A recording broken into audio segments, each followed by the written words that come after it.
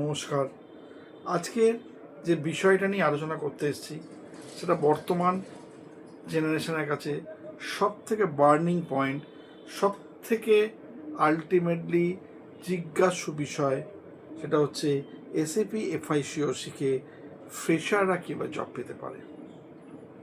আজকে এই SAP FICO ব্যাপারটা এটা হচ্ছে বর্তমানে সবথেকে প্রয়োজনীয় এবং অত্যধিক চাহিদা সম্পন্ন যে স্কিলগুলোর মধ্যে পড়ে, সেটা ফিনান্স ব্যাকগ্রাউন্ডের লোকেদের জন্য এটা অলরেডি প্রমাণিত। এবং ফ্রেশার লেভেলের লোকেরা যারা আলটিমেটলি হয়তো কোনো কারণে কোনোদিন জব করেনি বা হয়তো জব টুকটাক করলেও তারা ভাবে যে এসএপি এফআইসিও শেখা মানেই কিন্তু জব পেয়ে যাবে। এটা কিন্তু সম্পূর্ণ ভুল ধারণা।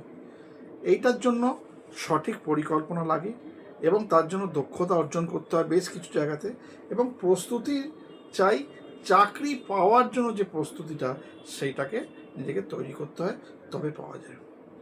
আমি ভাস্কর চক্রবর্তী ওম ERP টেক থেকে আপনাদেরকে ধাপে ধাপে বলতে এসেছি কী কী ধাপকে আমি অতিক্রম করলে আজকে এই জায়গাতে আপনারা নিজেরা সাকসেস পাবেন। ফার্স্ট অফ অল, এসএপি এফআইসিওর যে মৌলিক ধারণাটা, বেসিক প্রিন্সিপালসগুলো, যে সমস্ত পয়েন্টসগুলো খুব জরুরি, সেই জায়গাগুলো আপনাদের শিখতে হবে খুব ভালোভাবে। তার মধ্যে সব থেকে জায়গা যেটা vital, general laser accounting.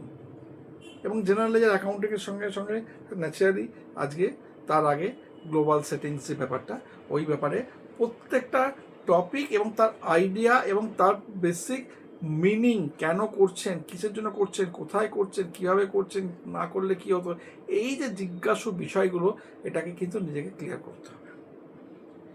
Next সব থেকে বড় বিগ পার্ট, অ্যাকাউন্টস পেয়েবল, যেটাকে আমরা শর্টকাটে ভেন্ডার কনসেপ্ট বলি। এই অ্যাকাউন্টস পেয়েবল পার্টে প্রচুর প্রচুর কনসেপ্ট আপনাকে ক্লিয়ার করতে হবে এবং অনেক ডিটেলে শিখতে হবে।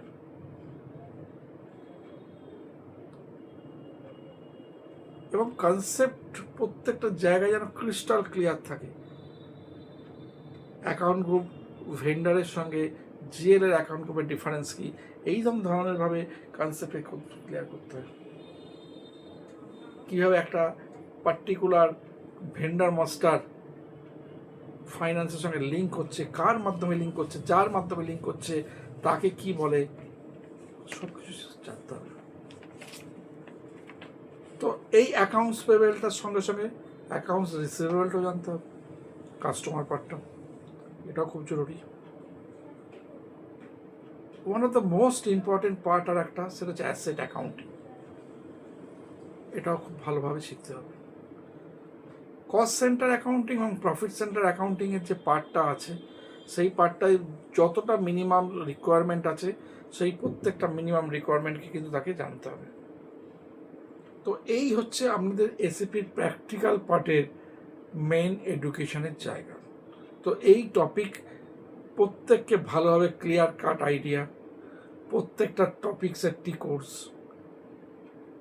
ভালোভাবে মুখস্থ করে রাখা, এবং স্ক্রিন, আমি প্রত্যেককে বলি একটা ভালো করে স্ক্রিনকে মুখস্থ করুন। স্ক্রিনের মধ্যে কত কিছু আছে ধরে ধরে সেখানে হেল্প মেনুতে গিয়ে সেগুলোর জায়গাগুলো বোঝার চেষ্টা করুন, তবে গিয়ে নিজের আইডিয়াটা ক্লিয়ার হবে।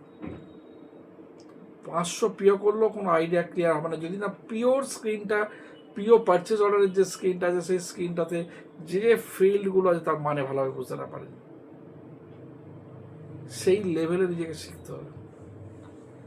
নেক্সট হচ্ছে অ্যাকাউন্টিংয়ের বেসিক যে নলেজটা, এইটা কিন্তু প্রত্যেকের কাছে ক্লিয়ার থাকা দরকার। কারণ ইন্টারভিউতে কিন্তু আপনাকে রিগার্ডিং অ্যাকাউন্টিং কনসেপ্ট আপনার কতটা আছে। দেখুন, আজকে আপনি একটা এসএপি কনসালটেন্ট না হলেও সাপোর্টিংয়ে কোথাও কাজ করতে গেলেন, কোথাও আপনি এন্ড ইউজার লেভেলে ব্যাক অফিসে কাজ করতে গেলেন, কোথাও হয়তো গেলে ব্যাক অফিস সাপোর্টে কাজ করতে গেলেন, যেখানেই কাজ করতে যান না কেন, আপনার বিশেষ করে অ্যাকাউন্টিং নলেজটা তো লাগবে।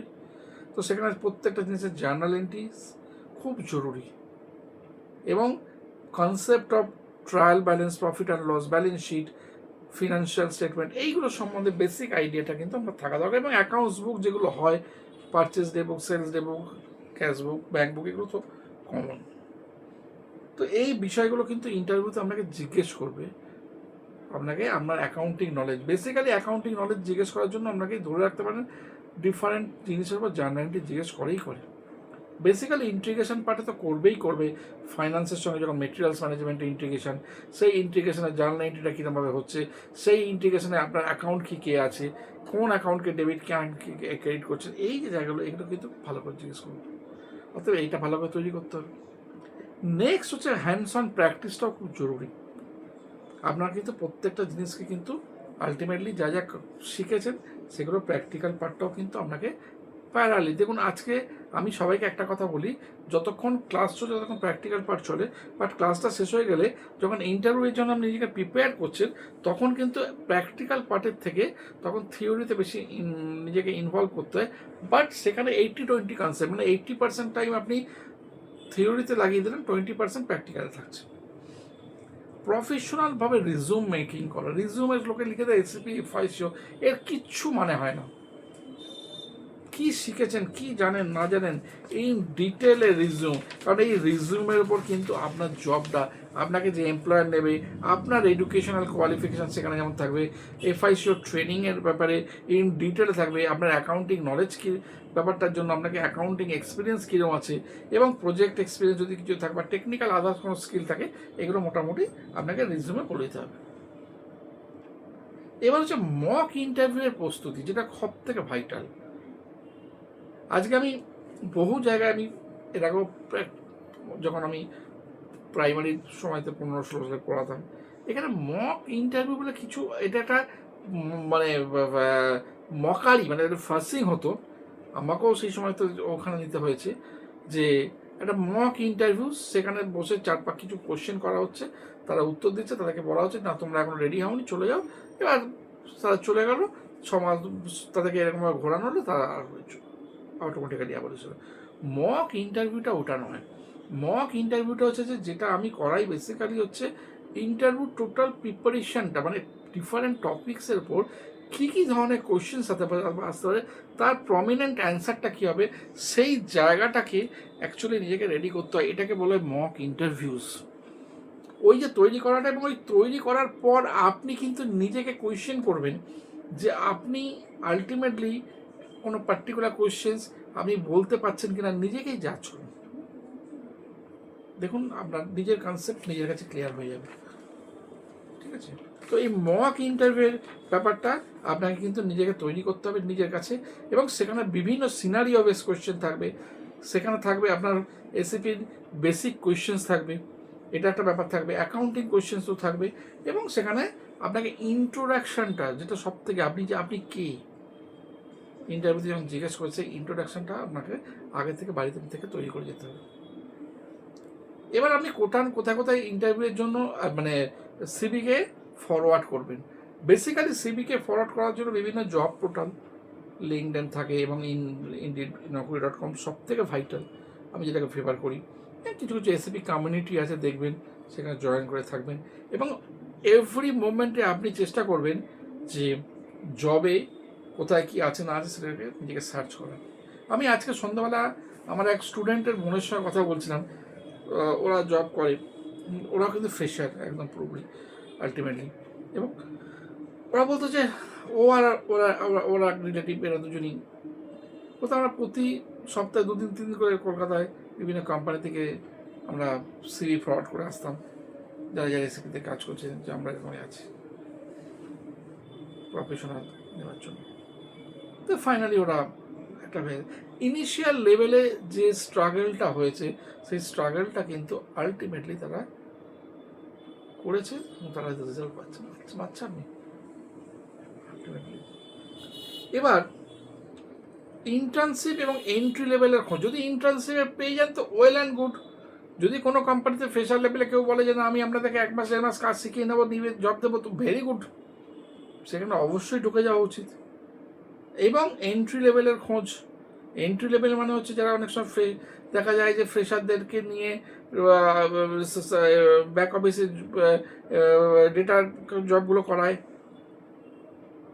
হলো এখানে এসএপি ট্রেনি হিসাবে, জুনিয়র কনসালটেন্ট হিসাবে, যেভাবে হোক না কেন আপনি শুরুর থেকে বড় প্রজেক্টে আপনি কোনোদিন যেতে পারবেন না, কারণ আপনাকে তৈরি হতে হবে ওই জায়গাটাতে। সেই জায়গাটা তৈরি হতে হতে পরে এই ধরনের জায়গাতে যেতে পারবেন। ফার্স্টে আপনি এসএপি ট্রেনিং হিসেবে গেলেন, কনসালটেন্ট সাপোর্ট হিসেবে জুনিয়র কনসালটেন্ট, সাপোর্ট কনসালটেন্ট, ঠিক আছে। এবার আস্তে আস্তে বিজনেস প্রসেস সম্পর্কে কিন্তু প্রমিনেন্ট নলেজটা রাখবেন। আপনাকে যখন জিজ্ঞেস করবে what is the business process, আপনাকে যদি কোনো একটা পার্টিকুলার প্রসেস জিজ্ঞেস করে, P2P প্রসেস বলুন বা অর্ডার টু ক্যাশ, ঠিক আছে, এইরকম ধরনের প্রসেস বলুন, ফিনান্সিয়াল ক্লোজিং প্রসেস বলুন, এই যে ব্যাপারগুলো আছে, এই বিজনেস প্রসেস সম্বন্ধে কিন্তু আপনার নিট অ্যান্ড ক্লিন নলেজ থাকা জরুরি। এবং বিজনেস প্রসেস বোঝা একজন ফ্রেশারকে অন্যদের কাছ থেকে কিন্তু অনেকটা বেশি আপনাকে এগিয়ে রাখবে। আপনি যখন বিজনেস প্রসেসকে এক্সপ্লেন করতে পারবেন, what is P2P process, P2P প্রসেসে কী কী স্টেপিংস আছে, অ্যাকচুয়াল P2P প্রসেস কাকে বলে সেটা বলতে হবে, তারপর P2P প্রসেসের স্টেপিংসগুলো বলতে হবে, অর্ডার টু ক্যাশও সেগুলো বলতে হবে। এই যে প্রসেসগুলো বলতে পারলে আপনার কিন্তু অনেকটা আপনাকে কাজে দেবে। কিছুটা সার্টিফিকেশন থাকলে সুবিধা পাওয়া যায় এক্সট্রা, এটা নিয়ে কোনো সন্দেহ নেই। এটা আমি এর আগেও ভিডিওতে বলেছি, সার্টিফিকেশন বাধ্যতামূলক না হলেও প্রোফাইলকে কিছুটা স্ট্রং করে, এটা নিয়ে কোনো মানে ডাউট নেই, একদম পুরোপুরি। ইন্ডাস্ট্রি রেকগনিশন বাড়ায়, রিক্রুটারের নজর বাড়িয়ে দেয়, এই সমস্ত ইন্টারভিউ কল পাওয়া আরেকটু ইজি হয়। তো ধারাবাহিকতার সঙ্গে লার্নিংটাকে বজায় রাখবেন সবসময়তে, এবং যখনই এটা হয়ে যাবে পরবর্তীকালে, যেমন আমি বলেছি যে আপনারা এই জায়গায় হওয়ার পর রিগার্ডিং S/4HANA ট্রেনিং আমি ডেফিনেটলি করিয়ে দেবো সবাইকে পরবর্তীকালে, বাট আপনাকে তোকে এই জায়গায় তৈরি করতে হবে, ঠিক আছে। কিছু কিছু ফিচার্স সব কিছু সম্বন্ধে আমাদের আইডিয়া করে রাখতে হবে, এই সমস্ত ইন্ডাস্ট্রি ট্রেন্ডগুলো কীরকম ধরনের চলছে সেগুলো করুন। আর ফাইনালি আমি একটা কথা বলে দিই যে ফ্রেশার হিসেবে চাকরি পাওয়ার জন্য ট্রেনিং সম্পন্ন করলেন আর সঙ্গে সঙ্গে পেয়ে গেলেন সেটা নয়, আপনাকে accounting knowledge, hands on practice, professional resume, interview preparation, job application, এই সমস্ত বিষয়গুলোকে কিন্তু আপনাকে করতে হবে, এবং ধৈর্য এবং ধারাবাহিক প্রচেষ্টা এটা কিন্তু আপনাকে বজায় রাখতে হবে। তবে গিয়ে কিন্তু আপনি আজকে এই জায়গা থেকে আপনাকে নিজেকে আলাদা করতে পারবেন। এই টোটাল জায়গাটা আপনাকে আমি ক্লিয়ার করে দিলাম। এবং এই SAP FIC হচ্ছে ইন্টারভিউ প্যাটার্ন, এখানে আমি পুরোপুরি স্টুডেন্টদেরকে সাপোর্ট করি, এবং সেই জায়গা থেকে আমি মানে প্রত্যেককে বলতে চাই যে যেভাবে হাতে ধরে রিয়েল টাইম প্র্যাকটিক্যাল, মানে একদম মানে রিয়েলি প্র্যাকটিক্যালি মানে স্টুডেন্টকে তার নিজের মেশিনে বসে নিজের হাতে ধরে করতে পারছেন, সেই সুযোগটা কিন্তু আমার কাছে আপনি পাবেন। এবং আমার ব্যাচে ভীষণ অল্প স্টুডেন্ট, 3জন ম্যাক্সিমাম স্টুডেন্ট থাকে, সেখানে বিরাট গ্যাদারিং হয় না। আমি কিছু কিছু এনকোয়ারি পেয়েছি, আমি নাম তো বলতে পারবো না অফিসিয়ালি, এবং এটা অবভিয়াসলি আমাদের কলকাতার মধ্যে রয়েছে এই ধরনের সংস্থা, এর মধ্যে অনেক সংস্থা রয়েছে একই ফিচার্স। যদি ফিচার্স বলতে চাই, প্রথমত হচ্ছে আমি যে কোর্স ডিউরেশনে পড়াই তার থেকে অন্ততপক্ষে 45% টাইম ডিউরেশন কম, ঠিক আছে। আচ্ছা, 40 to 45% time duration com. Number 2 হচ্ছে সেখানে মোর দ্যান 10, 15, 20 স্টুডেন্ট একসঙ্গে পড়ছে। আমি জানি না অতগুলো স্টুডেন্টকে একসঙ্গে কী করে মানে সবাইকে ধরে শেখানো সম্ভব, সাবজেক্টকে বলে দেওয়া সম্ভব, যে আমি আমার যে সাবজেক্টটা জানি আমি এক্সপ্লেন করে দিলাম। এবার আপনি বুঝছেন কি না সেটা কিন্তু আমার দায়িত্ব না, এই ব্যাপারটা কিন্তু এখানে চলে যায়, ঠিক আছে। এক, দ্বিতীয়ত হচ্ছে course fees, almost more than 40% আমার যা কোর্স ফিস সেটা আমার থেকে বেশি। এবং কোর্স ফিজ যে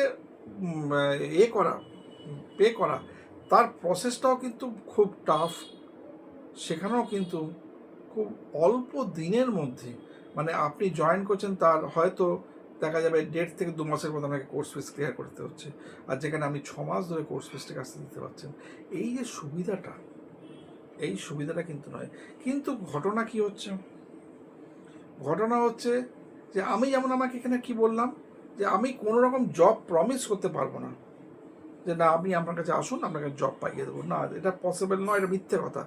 জব পেতে গেলে প্রমিনেন্টলি ইন্টারভিউ দিতে হয়, আর ইন্টারভিউ যদি না দিতে পারেন তাহলে জীবনে কোথাও জব পাবেন না। এই বেসিক সেন্সটা মানুষের মাথায় ঢোকে না, মানুষ ছুটে যায় ওখানে। আলটিমেটলি একটা গর্জিয়াস ওয়েবসাইট বানিয়ে দিয়ে সেখানে বিভিন্ন রকমভাবে একটা ক্ল্যারিটি রকম ভিডিও তৈরি করে সেখানে দিয়ে দিলাম, বললাম যে এরকম হচ্ছে। নেভার।